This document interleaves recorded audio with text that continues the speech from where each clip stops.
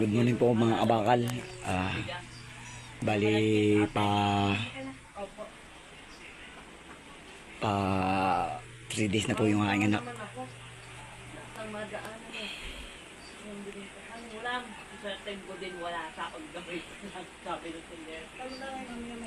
Bali wewes po siya ililibing.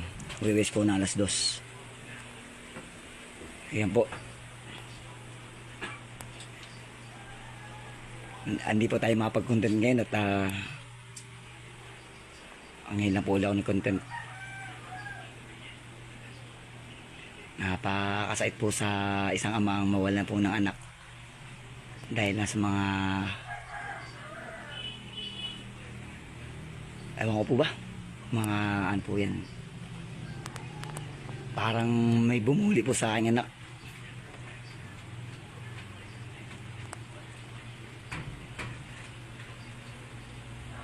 Nagsusulo po ang anak yan mga bakal. Mayroon po siyang ate, kaya lang po yung nagkasakit siya ng leukemia. 5 years old, inuwa na po sa amin siya ni Lord.